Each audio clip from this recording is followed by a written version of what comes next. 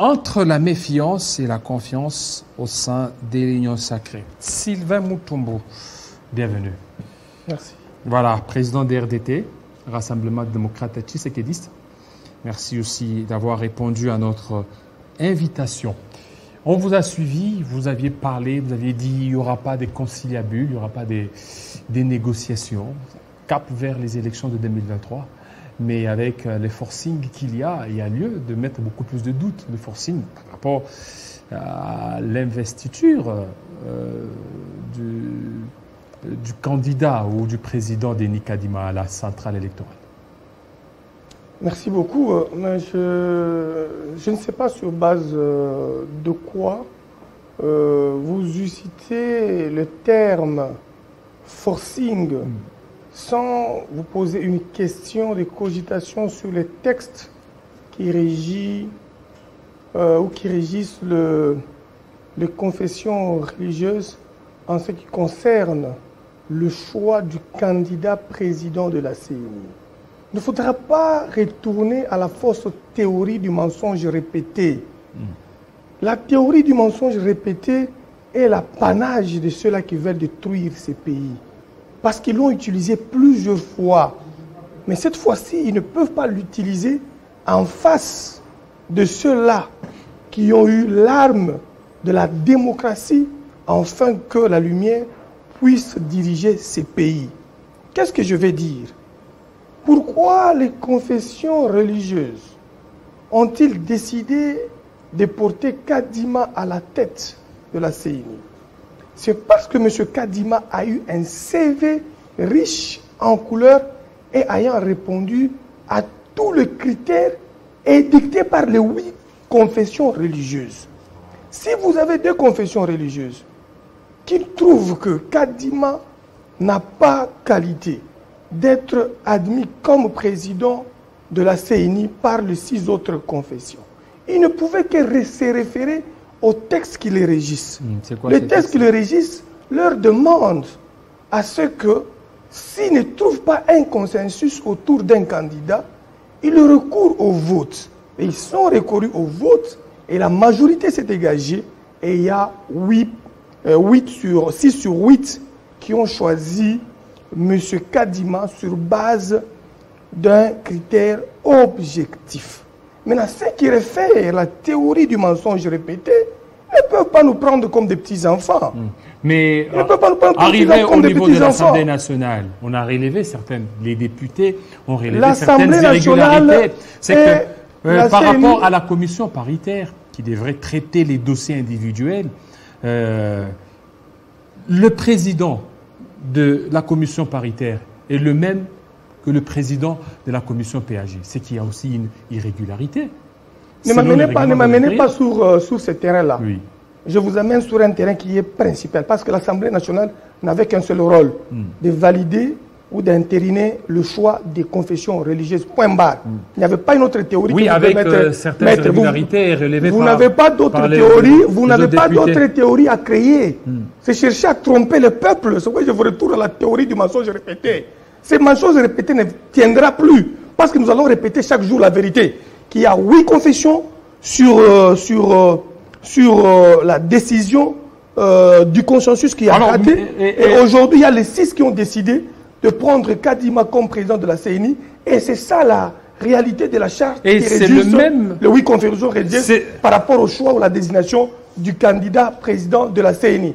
Ne nous amenez pas sur l'Assemblée nationale qui est l'organe qui devait décider au finish pour l'entérinement de membres de la C'est presque les mêmes circonstances que 2020, où il y a eu les mêmes confessions religieuses, 6 qui ont porté leur choix sur Ronsa Malonda, mais Ronsa Malonda n'a pas été accepté par le président de la République.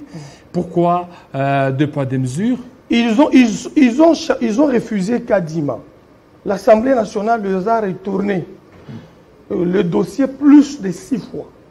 Allait obtenir un consensus. Ça, c'était juste pour donner encore la chance aux 2 autres confessions religieuses d'accepter le choix de la majorité des confessions religieuses entre le 8. Mais les 2 confessions religieuses voulaient montrer à la face du monde qu'ils ont le droit de veto. qu'ils ont le droit de veto sur les 6 autres confessions religieuses. Alors ce n'est pas le cas.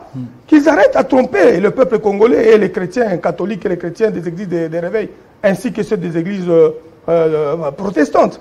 Il n'y a pas de droit de veto pour l'église catholique et pour Mais ce sont ces deux confessions qui engagent la confession. Il n'y a que la majorité qui décide. L'église catholique, c'est une voix. L'église catholique et les protestante, c'est une voix. Les musulmans, une voix. Le kimbanguiste, une voix. Les 6 voix-là ont porté sur les 2. Les 2-là, au nom de la loi de la majorité, que Dieu Tout-Puissant a usité dans la chronologie constitutionnelle, que la majorité soit la force qui gagne. Voice people, voice day. La majorité a tranché. Les catholiques et les protestants doivent respecter la voix de la majorité. Qui ne nous amène pas dans les tralala des petits-enfants. Et les deux confessions ils doivent respecter la volonté des autres. Même Dieu au ciel, c'est que la majorité a triomphé. Parce que Dieu agit par la voix de la majorité dans tout ce qu'il fait à travers la terre. Vous ne pouvez pas nous amener une théorie comme si nous n'avons pas lu la Bible. La loi de la majorité a décidé que l'église catholique s'incline, qu'il s'organise pour envoyer encore des observateurs et obtenir d'autres téléphones, d'autres smartphones pour encore renforcer la sécurité électorale. Ne nous amenez pas sur ce terrain-là. Nous n'y entrerons pas. Alors, et nous déterminerons à l'œil que nous sommes chrétiens. Nous avons le droit à porter notre parole. Et qui à l'église et dans la rue. Qui engage les confessions religieuses? Vous pensez que la position... N'est-ce pas les CC et l'église catholique? Vous pensez que... Mais il n'y a pas eu la signature de ces deux confessions. Vous pensez que nous, on n'a pas fait le droit pour interpréter un petit document de 17 pages, de 17 articles, il n'y a pas eu la signature. Je vous renvoie dans leur charte. Allez-y lire, si vous n'avez jamais lu ça. Allez-y lire l'article 17, article 8, article 16. Oui, ça dit vous vous rendrez compte que la majorité a tranché. Et quand la majorité tranche, monsieur le journaliste, ne ramenez pas le peuple congolais dans la théorie du mensonge répété. La théorie du mensonge répété sera bloquée par la théorie de la vérité répétée. Nous passerons sur vos médias, nous répéterons au peuple congolais, aux chrétiens, catholiques, aux musulmans, que les 2 confessions religieuses n'ont pas droit de veto sur le 6. Ils ont perdu, qu'ils s'organisent après 5 ans d'avoir leur candidat qu'ils feront voter encore une fois. Si alors le président de la République, avec l'Assemblée qui viendra en 2023, ne cogite pas sur la mise en place d'un ministère de l'Intérieur compétent à organiser les élections afin de bloquer ces tralala des confessions religieuses qui veulent amener le pays. Vous appelez confessions religieuses tralala? Donc j'ai dit, est-ce que vous la position des tralala, c'est les répétitions des discussions inutiles, c'est ce que moi j'appelle tralala. Ne cherche pas à changer le terme de ma communication. Est-ce que vous entretenez de bonnes relations avec l'Église catholique? Nous entretenons de bonnes relations avec l'Église catholique parce que nous y communions tous les jours. Non, ça dit que des relations outre celles. Vous voulez que les relations? L'Église catholique est à politique. L'Église catholique n'est pas politique. Mais oui, mais l'Église catholique a aidé l'UDPS. On a vu les 50. Vous vous rappelez ce que Mosengo a fait? Vous vous rappelez ce que Mosengo a fait en 1992? Qu'est-ce qu'il a fait, Mosengo? Vous voulez que cette histoire se répète encore? Ça ne se répétera plus jamais. Il y a des individus à la tête de l'Église catholique qui croient que les chrétiens de Bandundu, les chrétiens de Mbujimaï, les chrétiens de Bunia, les chrétiens de Beni, répondent à la décision, à la position de 2 individus à la tête d'une église. Ce que vous croyez, détrompez-vous. Vous savez que moi, j'ai été arrêté à l'église catholique de Saint-François, à Kitambo. Kapangala a été tiré à côté de moi. Vous savez que j'étais habillé en tenue de prêtre pour organiser la résistance. Et ceux qui faisaient cette résistance, vous étiez un prêtre. Vous pensez qu'on faisait ça pour jouer, pour laisser encore le même gens qui nous avons eu à faire des choses pour chasser l'imposture d'hier d'après 18 ans. L'imposture est partie. Au lieu de se remettre à la volonté populaire de Félix Tshisekedi de changer les choses, vous revenez pour nous raconter l'histoire de 1992 où Tshisekedi, Ouamulumba avait gagné la CNS.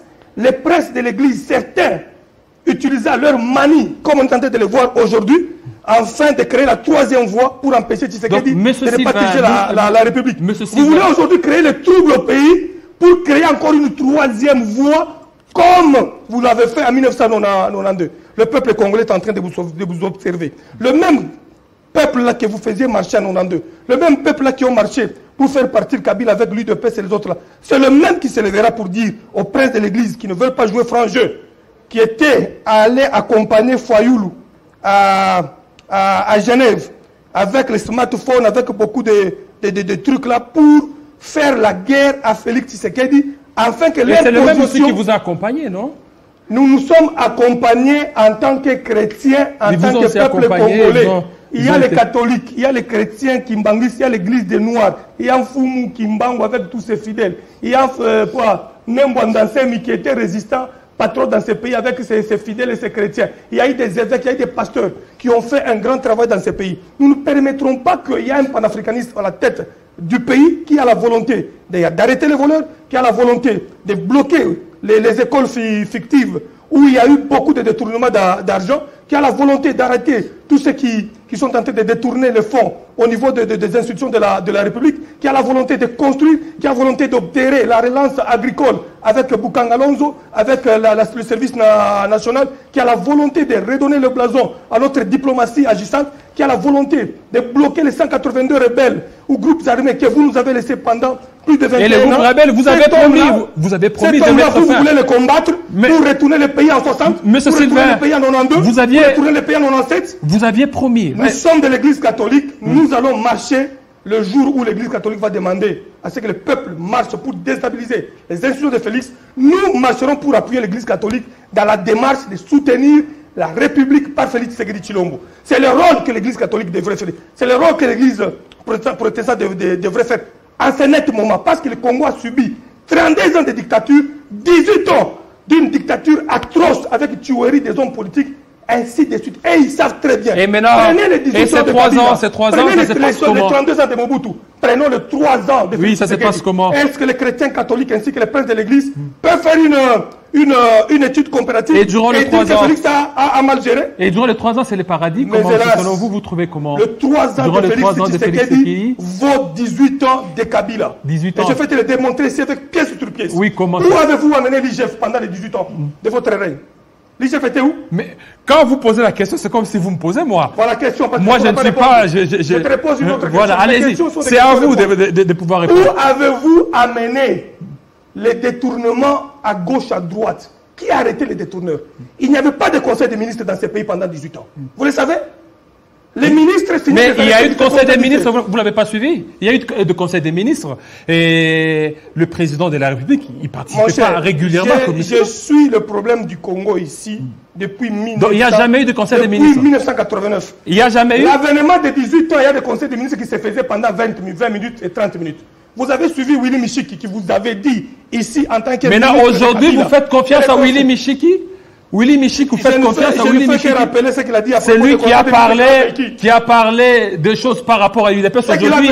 Il est devenu un exemple, Willy Michiki. Willy Michiki n'est pas un exemple pour moi. Alors? Il ne le sera jamais. Alors pourquoi vous...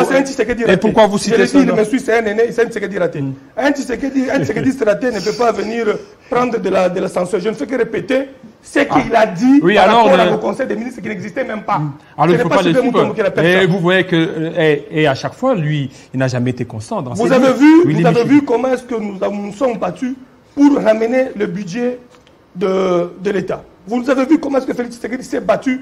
Et durant les 3 ans, il n'y a que des grèves jusque-là. Mais il y a des grèves répétées, et il y a beaucoup de choses. Et vous, lorsque vous avez été ministre, vous aviez promis que vous allez mettre fin à l'insécurité, vous avez même donné un timing. Rien n'a été. J'ai fait beaucoup en tant que ministre, monsieur. Je peux te dire l'histoire d'un passage d'un jeune Tshisekedi au gouvernement.